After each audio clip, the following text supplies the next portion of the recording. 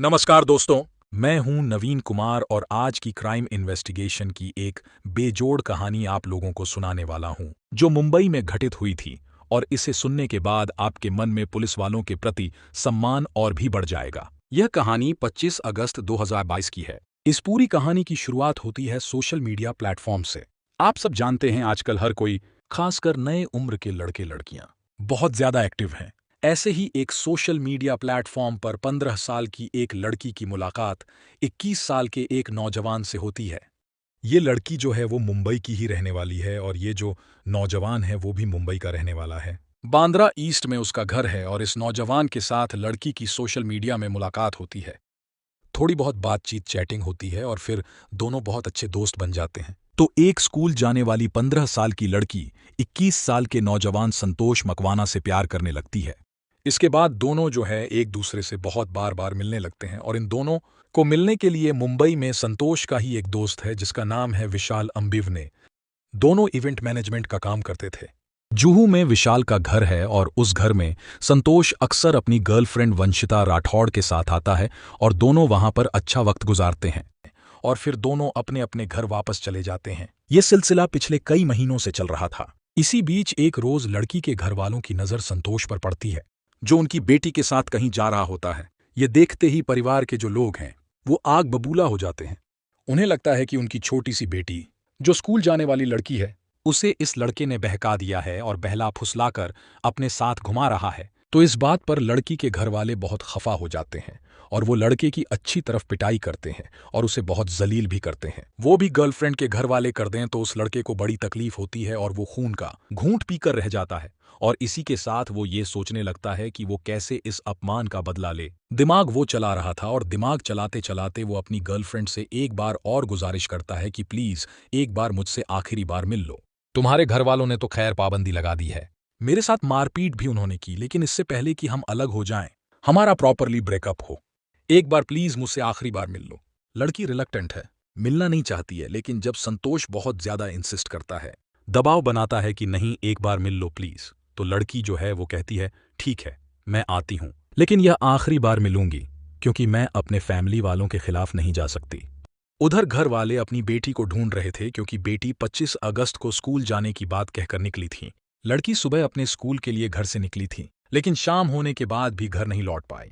तब घबराए माता पिता ने आसपास के इलाके में तलाशी भी ली, लेकिन कुछ पता न चला। घर वाले परेशान थे। तब उन्होंने पुलिस को लड़की के लापता होने की सूचना दी।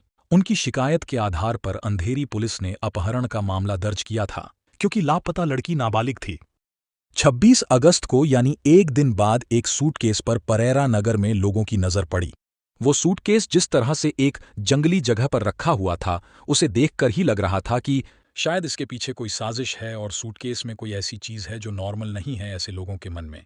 उस सूटकेस को देखते ही ख्याल आया हो सकता है कि कुछ खून के धब्बे या कतरे भी लोगों को उसमें नजर आए हों। तो लोगों ने नायगांव रेलवे पुलिस को फोन किया और जब पुलिस मौके पर पहुंची, नायगांव रेलवे पुलिस ने तुरंत अंधेरी पुलिस को कॉल करके सूचना दी। फिर अंधेरी पुलिस ने सूटकेस के अंदर पड़ी स्कूल ड्रेस और तौलिया अपने कब्जे में लिया। डेड बॉडी को पोस्टमार्टम के लिए भिजवाया और स्कूल ड्रेस की जांच करके पुलिस ने स्कूल के बारे में पता लगा लिया। 25 तारीख को जिस घर वालों ने अपने बेटी की गुमशुदगी की रिपोर्ट लिखाई थी, उनको पुलिस ने इन्फॉर्म किया और कहा कि हमें एक डेड बॉडी मिली है, आप एक बार आइए और पहचानने की कोशिश कीजिए, कहीं आपकी बेटी की लाश तो नहीं है। तो घर वाले भी कलेजे पर पत्थर रखकर पुलिस के पास पहुंचे। पोस्टमार्टम हाउस गए और वहां उन्होंने देखा कि वाकई यह उन्हीं की 15 साल की बेटी की लाश थी, जो एक रोज पहले स्कूल के लिए निकली थी। घर वाले बहुत डिसअपॉइंटेड हो गए, रोने पिटने लगे, बहुत दुख में डूब गए।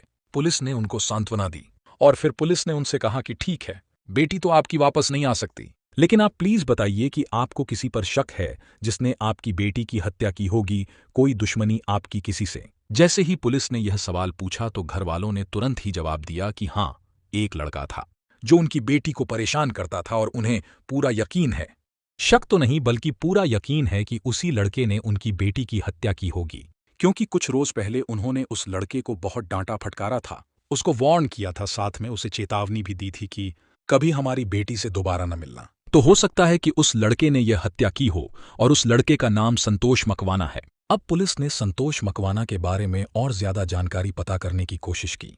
तो ये जो लड़की के घर वाले हैं, उन्होंने ही संतोष का मोबाइल नंबर भी पुलिस को दिया और घर का एड्रेस वगैरह दिया। पुलिस ने घर के एड्रेस पर भी टीम भेजी, लेकिन संतोष वहां पर नहीं था। मोबाइल नंबर जो पुलिस को मिला था वो मोबाइल नंबर भी स्विच ऑफ था। तो जाहिर है जो सस्पेक्ट हैं वो बचने के लिए अपना मोबाइल तो स्विच ऑफ रखेगा। पुलिस के लिए एक बड़ा झटका था, क्योंकि पुलिस को ये समझ में नहीं आ रहा था कि मोबाइल स्विच ऑफ है, तो अब वो संतोष को कैसे पकड़ें और कैसे उस तक पहुंचे। तो एक बहुत बड़ा चैलेंज मुंबई पुलिस के सामने था। लेकिन जो इन्वेस्टिगेशन का तौर तरीका होता है और पुलिस जिस तरह से किसी भी मामले की जांच आगे बढ़ाती है, पुलिस ने उस मोबाइल नंबर को सर्विलांस पर डाल दिया, ताकि अगर वो मोबाइल किसी भी टाइम में किसी भी जगह पर स्विच ऑन हो तो उसके बारे में पुलिस को जानकारी मिल जाए। पुलिस के इस एफर्ट का बहुत जल्दी नतीजा सामने आया। 27 अगस्त को पुलिस ने यह देखा कि मोबाइल जो है वो सिर्फ 10 सेकंड के लिए स्विच ऑन हुआ था। अब जैसे ही पुलिस को पता चला कि मोबाइल स्विच ऑन हुआ है, तो पुलिस ने फौरन ये पता करने की कोशिश की कि वो मोबाइल फोन किस जगह स्विच ऑन हुआ है। लेकिन जब पुलिस ने सर्विस प्रोवाइडर से और तमाम जो दूसरे रिसोर्सेज हैं उससे पता किया कि भाई मोबाइल कहाँ पर स्विच ऑन हुआ है, तो उनको पता चला कि फोन मुंबई में नहीं बल्कि गुजरात की राजधानी अहमदाबाद में है। अब अहमदाबाद में किस जगह है उसके टावर की लोकेशन पुलिस ने पता करने की कोशिश की, तो पुलिस को यह पता चला कि अहमदाबाद में बिल्कुल रेलवे स्टेशन पर जो टावर है उस टावर के साथ ये मोबाइल फोन कनेक्टेड हुआ था सिर्फ 10 सेकंड के लिए, और फिर स्विच ऑफ हो गया। और जब यह फोन स्विच ऑन हुआ वो टाइम था सुबह के वक्त 5:20। अब पुलिस को यह लगने लगा कि हो सकता है कि यह जो संतोष मकवाना है जिस पर कत्ल का इल्जाम है और उसका साथी विशाल वो भी फरार है। तो ये जो दोनों लड़के हैं ये हो सकता है कि ट्रेन से बैठकर मुंबई से चले गए हों और अहमदाबाद में ही उतरकर कहीं वो छिपने की कोशिश कर रहे हैं। तो पुलिस की टीम ने अहमदाबाद टीम से कांटेक्ट किया, गुजरात पुलिस से कांटेक्ट किया मुंबई की टीम ने, और रेलवे स्टेशन के आसपास जितने सीसीटीवी कैमरे हैं वो रेलवे स्टेशन के गेट्स पर लगे कैमरे थे। फिर आसपास के लॉज होटल रास्तों पर उन सारे सीसीटीवी कैमरों की फोटोज पुलिस ने स्कैन करने की शुरुआत की। लेकिन आपको जानकर हैरानी होगी और थोड़ी निराशा भी शायद हो कि बड़ी मशक्कत करने के बावजूद पुलिस को गुजरात में अहमदाबाद रेलवे स्टेशन के आसपास किसी भी सीसीटीवी कैमरे में ये लड़के नजर नहीं आए। न तो वो ट्रेन से उतरते हुए दिखे, न कहीं बाहर जाते हुए दिखे, न किसी लॉज में, न रेस्टोरेंट में, कहीं पर भी वो लड़के नजर नहीं आए किसी भी सीसीटीवी फुटेज में। अब पुलिस के लिए ये चैलेंज और बड़ा हो गया, क्योंकि उन्हें समझ में नहीं आ रहा था कि अगर ये लोग गुजरात गए तो फिर गुजरात में गायब कहाँ हो गए। तो खैर पुलिस अपना दिमाग लगा रही थी, और इसी कड़ी में पुलिस इस नतीजे पर पहुंची इन्वेस्टिगेट करते करते कि वसई से एक ट्रेन जो है वो राजस्थान की तरफ जाती है और वो अहमदाबाद गुजरात होते हुए जाती है, और वो ट्रेन बेंगलुरु कर्नाटक से चलती है। और ये जो दोनों लड़के हैं ये बहुत मुमकिन है कि उसी ट्रेन में सवार होकर गुजरात राजस्थान की ओर गए हैं, क्योंकि सुबह जब ये मोबाइल फोन स्विच ऑन हुआ 10 सेकंड के लिए और फिर स्विच ऑफ हो गया, वो उस ट्रेन के अहमदाबाद में रुकने का समय था।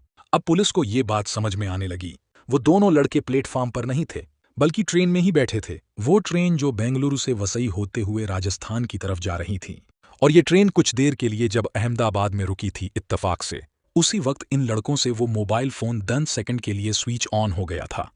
अब पुलिस ने इस मामले की जांच शुरू की और पुलिस ने पूरे रूट की स्कैनिंग करने की शुरुआत की। वसई से लेकर आगे गुजरात राजस्थान की तरफ जहां तक ट्रेन जाती है, इस पूरे रूट की स्कैनिंग करने की शुरुआत की, और खासकर सीसीटीवी कैमरे फुटेज जो है पुलिस ने चेक करने की शुरुआत की। पुलिस ने यह जांच आगे बढ़ाई तो उन्हें एक और महत्वपूर्ण जानकारी मिली।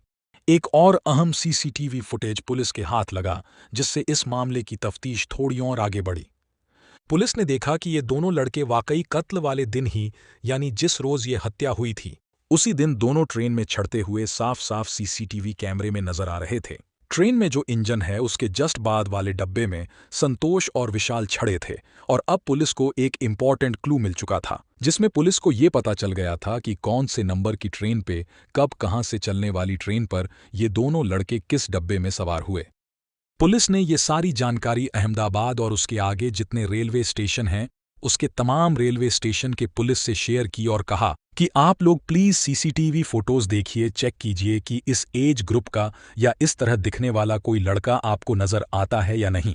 तो अहमदाबाद मतलब गुजरात और राजस्थान की पुलिस, रेलवे पुलिस लगातार उस इलाके में जितने भी रेलवे स्टेशन हैं खासकर वहां के सीसीटीवी कैमरे चेक करती रहीं। लेकिन काफी कोशिश करने के बावजूद कोई फायदा वहां की पुलिस को नहीं मिल पाया और इन दोनों लड़कों के बारे में कोई जानकारी नहीं मिली। तफ्तीश आगे बढ़ रही थी। मुंबई पुलिस ने यह भी सोचा कि आखिर ये दोनों लड़के अहमदाबाद, गुजरात या राजस्थान की तरफ क्यों गए, किसी और दिशा में क्यों नहीं गए। जब पुलिस ने इस एंगल पर सोचा और पता किया तो पुलिस को ये पता चला कि ये जो संतोष मकवाना है, जिस पर कत्ल का इल्जाम है, उसकी दादी अहमदाबाद से 146 किलोमीटर दूर पालनपुर में एक गांव में रहती है। पुलिस को जब यह जानकारी मिली तो पुलिस को लगने लगा कि हो न हो ये दोनों लड़के जरूर पालनपुर में ट्रेन से नीचे उतरे होंगे। उसके बाद पुलिस ने पालनपुर रेलवे पुलिस से कांटेक्ट किया। मुंबई पुलिस ने उनसे कहा कि आप एक बार सीसीटीवी फुटेज चेक कीजिए, कहीं ये दोनों लड़के ट्रेन से नीचे उतरते हुए आपको अगर दिखें तो हमें जरूर बताएं। जो वहां की रेलवे पुलिस है वो सीसीटीवी फुटेज स्कैन करने की शुरुआत करती है, लेकिन वहां के किसी भी सीसीटीवी कैमरे में ये दोनों लड़के ट्रेन से नीचे उतरते हुए नहीं दिखे। शायद सीसीटीवी कैमरे का एंगल कुछ ऐसा रहा हो कि दोनों लड़के उतरकर किसी और रास्ते से निकल गए हों और वहां पुलिस को पता न चला हो। ये भी हो सकता था। मुंबई की एक टीम पुलिस जो है वो पालनपुर पहुंची और उन्होंने संतोष के दादी के घर दबिश दी और दादी से और घर के दूसरे लोगों से पूछताछ की, मगर दादी ने साफ साफ इनकार कर दिया और बल्कि ये भी पूछने लगी कि भाई ये क्या बात हो गई, हमें तो पता ही नहीं, संतोष यहां आया नहीं। लेकिन पुलिस को संतोष की दादी के बॉडी लैंग्वेज से, उनके बातचीत करने के तौर तरीके से ये शक होने लगा कि शायद यह बुजुर्ग महिला झूठ बोल रही है, अपने पोते को छिपाने के लिए और उसके गुनाहों पर पर्दा डालने के लिए। लेकिन जब तक पोता अरेस्ट नहीं हो जाता या उनके घर में मिल नहीं जाता तब तक पुलिस उस बुजुर्ग महिला के खिलाफ भी कोई कार्रवाई नहीं कर सकती थी और न ही जरूरत से ज्यादा सख्ती कर सकती थी, क्योंकि क्या पता हो सकता है कि दादी सच बोल रही हो। तो खैर 3 या 4 दिन बाद जब पुलिस को लगा कि मामला थोड़ा सेटल्ड हो गया है तो पुलिस ने फिर से उसके दादी के घर में दबिश दी और इस बार भी उनको निराशा हाथ लगी, क्योंकि वहां पर न तो संतोष मिला और न ही उसका दोस्त विशाल। और उसकी दादी ने फिर से वही जवाब दिया कि उसे पता नहीं है संतोष कहाँ है, आप लोग पता नहीं क्यों यहां आकर हमें परेशान कर रहे हो। पुलिस को फिर से निराशा हाथ लगी थी। अब मुंबई पुलिस निराश होकर पालनपुर से अब लौटने की तैयारी कर रही थी। इसी बीच इस मामले में एक जबरदस्त ट्विस्ट हुआ यह कि पुलिस के पास एक गुमनाम नंबर से फोन आया और उस फोन करने वाले आदमी ने यह कहा कि 2 लड़के, वहीं 20 से 22 साल के, उन्होंने पालनपुर में उस महिला के घर में देखे हैं जिस महिला के घर आपकी पुलिस टीम 2 बार छापेमारी करके लौट चुकी है। यह जानकारी जब पुलिस को मिली तो पुलिस ने उस आदमी से पूछा कि भाई आप कौन हैं। पुलिस को शुरू में तो कुछ भी बताने से इनकार कर रहा था, लेकिन जब पुलिस ने उसे भरोसे में लिया तो उस आदमी ने अपनी पहचान बताई। वो एक ऐसा आदमी था जिसका संतोष की पालनपुर में रहने वाली जो दादी है उसके साथ कोई प्रॉपर्टी को लेकर झगड़ा चला रहा था। यानी एक तरह से देखा जाए तो ये पुलिस को जिसने भी फोन किया वो आदमी संतोष की दादी का दुश्मन था। अब उसको लगा कि यही मौका है, संतोष की दादी के लिए भी थोड़ी मुसीबत खड़ी हो जाएगी और जो गुनहगार लड़के हैं वो भी पकड़े जाएंगे।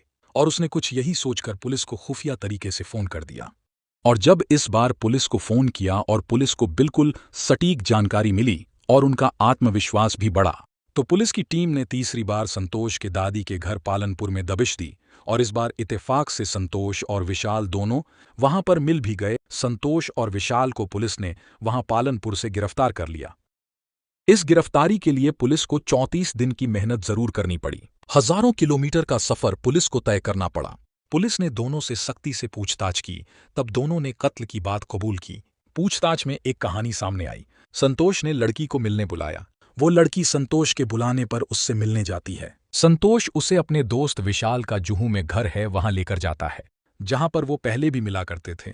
और यहां पर वो लड़की को समझाने बुझाने की कोशिश करता है कि भाई ऐसी क्या बात हो गई, घर वालों ने तो चलो मना कर दिया लेकिन हम साथ तो रह ही सकते हैं, घर वाले सपोर्ट नहीं कर रहे हैं तो क्या हुआ। तो कुल मिलाकर लड़का इस लड़की को छोड़ने के लिए राजी नहीं होता है।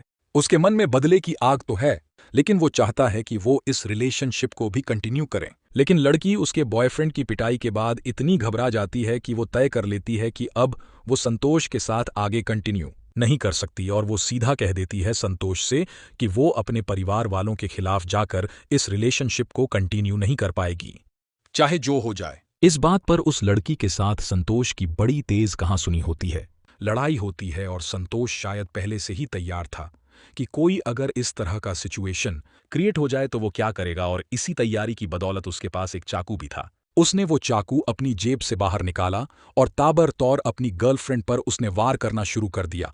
और जब वो अपनी गर्लफ्रेंड पर हमले कर रहा था, संतोष का जो दोस्त है विशाल, वो भी वहां के बगल वाले कमरे में मौजूद था। जैसी विशाल ने चिल्लाने की आवाज सुनी, वो भी कमरे से बाहर आया। बाहर आने के बाद विशाल ने उस लड़की को पकड़ लिया। संतोष ने उस लड़की की ताबड़तोड़ चाकुओं से वार करता रहा। तो कुल मिलाकर बॉयफ्रेंड ने गर्लफ्रेंड की हत्या कर दी। 15 साल की स्कूली बच्ची की हत्या। अब हत्या तो कर दी। ये भी दोनों कम उम्र के लड़के थे। इनके पास भी बहुत ज्यादा एक्सपीरियंस नहीं था। दिमाग जितना चला सकते थे उतना चलाया। और उन्होंने सोचा कि अब कैसे बचें। तो बचने के लिए उनको जो तरीका समझ में आया, उनको लगा कि इस लड़की का ड्रेस चेंज कर देते हैं तो ये आइडेंटिफाई ना हो पाए।